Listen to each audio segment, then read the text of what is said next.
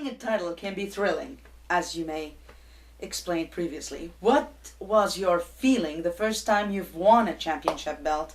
And do you have any unforgettable moments as a wrestler that relates to that kind of incident? Well, I remember when we won the title, the World Tag Team title in WWE, where at the point where they still meant something, because now there's so many changes with the world, the tag belts that you had like the Hart Foundation, the Road Warriors, the Smoking Guns, the Head Shrinkers. It was a real tag team division. Now we don't have a tag team division anymore, but the tag team belt's pretty strong still.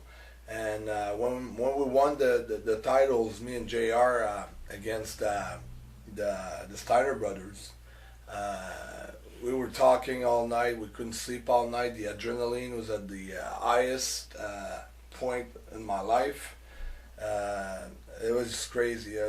We were just talking about the match all night long, just talking about what happened, and that part of the match was so good. And when we threw him in the air, what a reaction when we got the belts. And we're gonna do this with the news in Montreal, and we're gonna do, there's all kinds of ideas and thoughts and rushing through and adrenaline, and it's because it's a lot of work, because it took me 10 years to achieve, a little, halfway into my dream, because getting the world title is something, but getting the world tag team title is pretty close too. Yes, it's a good achievement. Definitely. It's a great achievement, and I was a 3-time world tag team champion with Jacques Rougeau, and it feels good. It feels like everything that you've planted the seed, and you work hard and spent money, spent time where you don't see the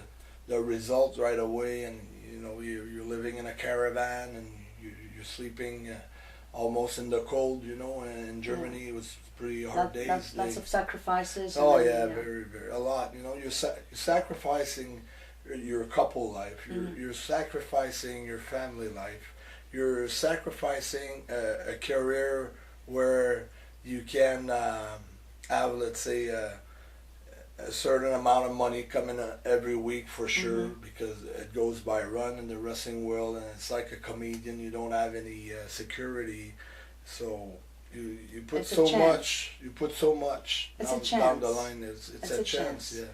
It's it's down the line. It's nothing but a chance, and then you put all your. You're up the mountain there, and you jump, and you hope for your parachute to open.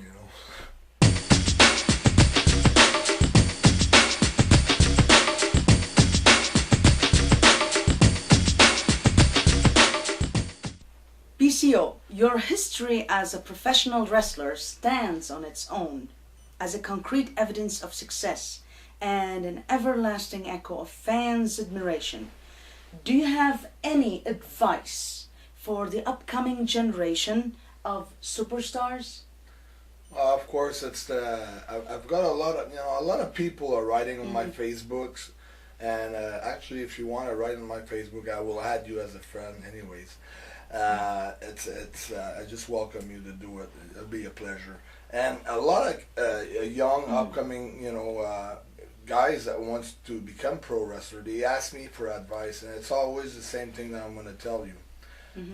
Believe in yourself, because most of the time, the first circle around you, not always, like I was pretty lucky with my close family to have their support, but sometimes it's the family itself that say to the kid, well, this is not a real job, just get a real job, you won't make it, you don't have what it takes, and they're the first one to give you objection about your dream. So you have to go against the whole the people. They don't want to hurt you.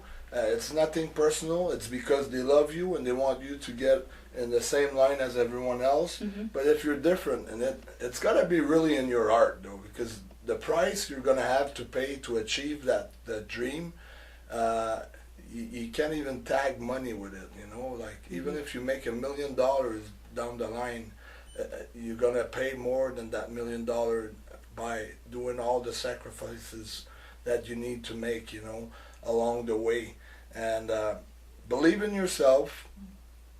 Keep your eyes on your goal. Keep your eyes on your destination. But don't forget, when you're traveling also, it's nice because at the end of the day, you know, you're going to spend 10, 5, or 15 or 20 years there. Yeah. And it's going to be a huge part of your life. So the process is as important as the end result, as the destination. So you're going to need a lot of courage, you know, determination and desire. And stick to your instinct and and to your dreams. Try to take every failure and every bad slap from the life, you know. When I say that, it's because, you know, I've had probably so far, before I got hired from the WWE, they probably told me no 50 times or 40 times before I got my first break. And before that, I was trying to get into smaller territories. When I started, we had small territories. Like we had one in New Brunswick, one in Calgary with the Stampede Wrestling, one in Portland, Oregon, one in Vancouver, one in Puerto Rico, England, CWA in Germany. And even those small promotions, I was sending packages with pictures and my resume, and they would say no because I didn't know anybody. So you're going to have a lot of no's before you're going to have one yes. So you have to really believe in yourself, and you need a lot of courage. That's a basic. So never give up or give in. Well, yeah. If it's not from your heart, you know, if it's just I would like to become a world champion like that, and you just say it in the air, or I'd like to be a professional accountant, or I'd like to be you know, if you don't mean it, a professional hockey player, you have to be willing to pay the price, and the price, like I said, high. You can't tag the price with it. You know, it's very, very high.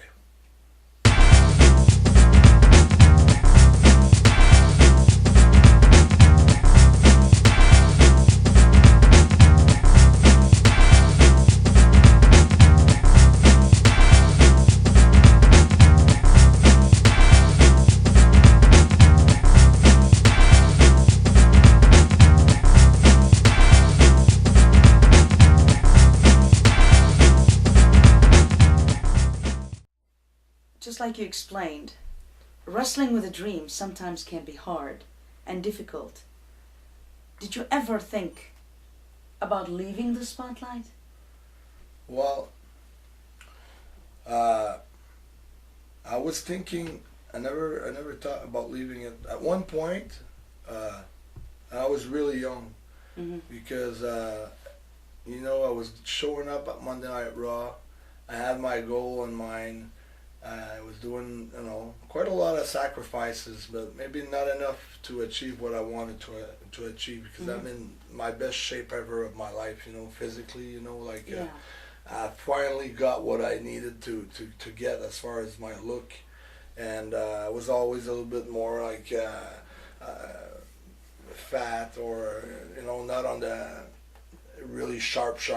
Right now I feel like I've got every tools that I need, you know, like I'm really sharp physically, mentally, my mind is there, my body I can do the same bumps that I used to take, I can do crazy stuff, I could do wrestling, I could do ready to take it shooting. To the next level. Yeah, but what I wanted to say is that at one point, you know, your life when you show up at Monday Night Raw depends on that sheet on the wall, and from one Monday to the next one, you feel like you put your life in the hands of someone else. And I decided to start my own business at one point in time because I was sick and tired of saying, no, it's not true. I'm not going to put my destiny in their hands because I'm sick of the BS.